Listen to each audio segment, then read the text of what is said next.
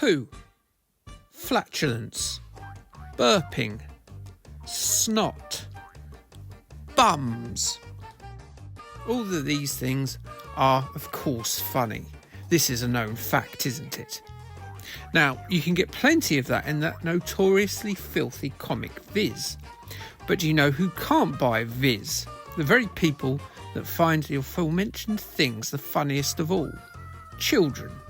It just seems so cruel and yet understandable, given that the Viz publication would scar young minds, what with its predilection for gory violence, family abuse, and the fat slags getting regular mounting sessions on its pages.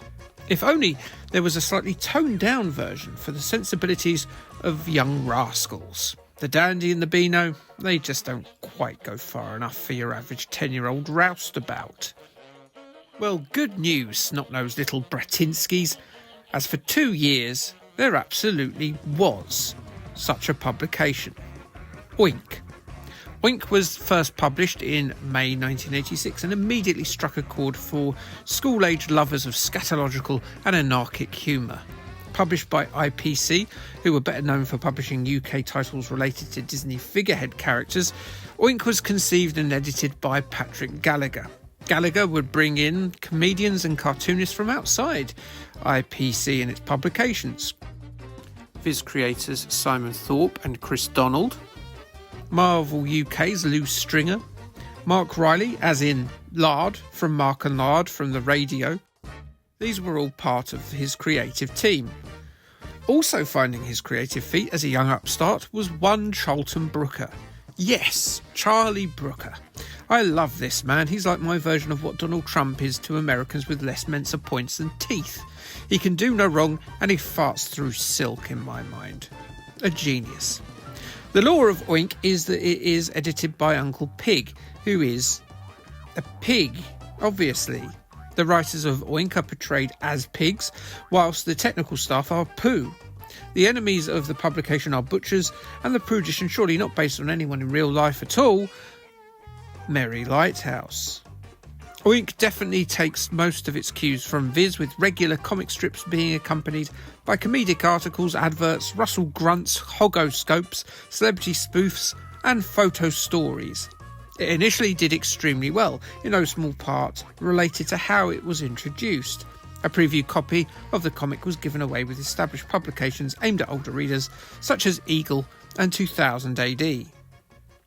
The sale of IPC's comic division to Fleetway in 1988, though, saw it switch from a fortnightly 32-page format to a 24-page weekly comic. But this dented the quality and sales began to slip. In its last few months, it switched to monthly before it merged with stablemate Buster in November 1988. Although the comic got cancelled, it lived on in the form of a TV show with Patrick Gallagher working on Round the Bend, which also got a computer game. The comedy lived on until that got cancelled too.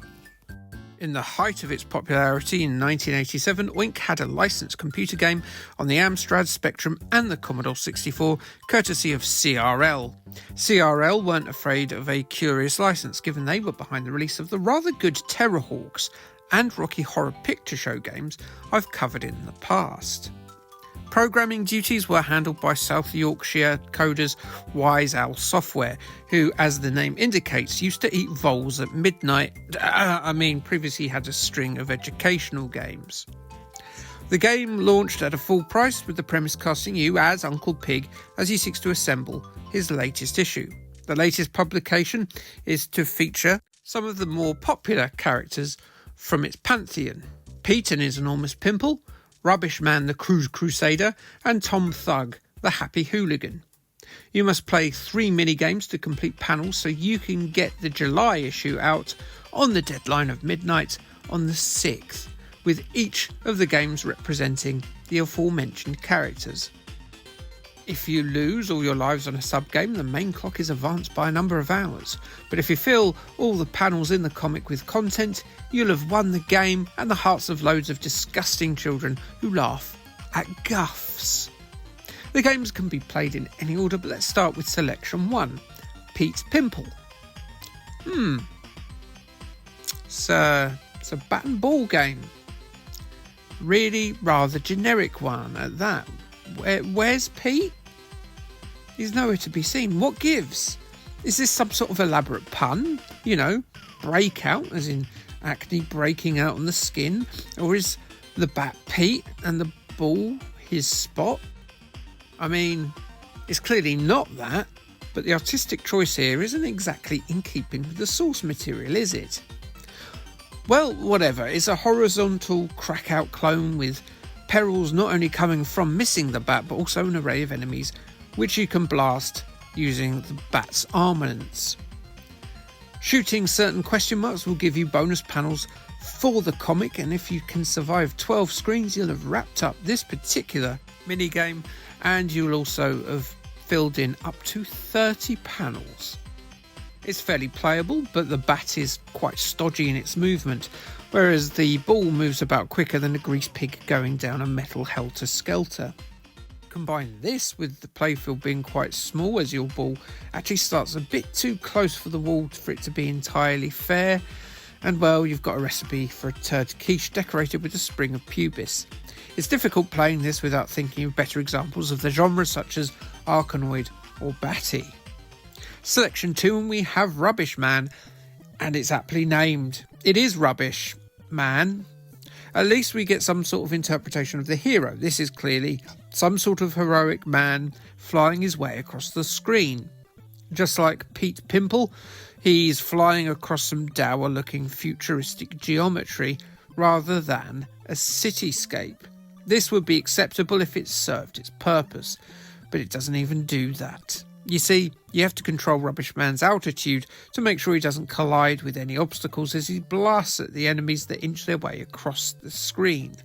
This is made difficult by the fact there's no real way of telling what is a high bridge or a low block, and at what height it stops being an obstruction to your progress.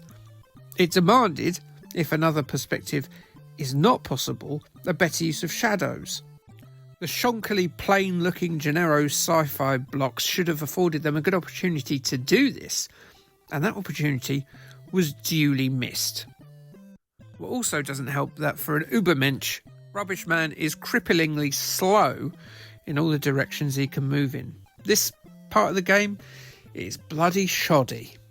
Option 3 is probably the most entertaining and most ambitious, as Tom Thug's level takes us to a vast flip screen maze. That small round thing moving around, that is Tom Thug. And it's at this point you realise that there's a pattern happening here, and perhaps there were 3 bits of code laying around in the Wise Owl office, which they've linked together using a comic panel interface and the Oink logo. Apparently, this is Tom Thug in his Thugmobile. The robot-looking things are actually zombies and can be dispatched with a blast, but the puckering buttholes are homing drones and can only be stunned.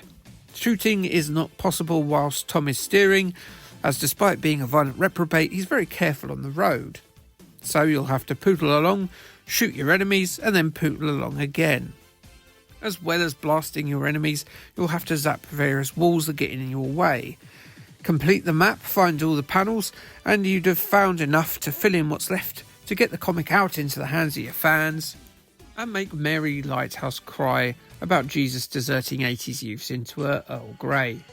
This mode is once again perfunctory to look at and play, but at least there seems to be a bit more depth to it. It took me ages to get a handle on how the controls for the comic assembly work, as it's a bit overcomplicated, but also there's not a lot to it. This at least keeps it in line with the rest of the game. It's a weak licensed game in both its relation to the humour of the comic and its gameplay. Perhaps its most impressive aspect is that none of these games require loading beyond the initial boot up.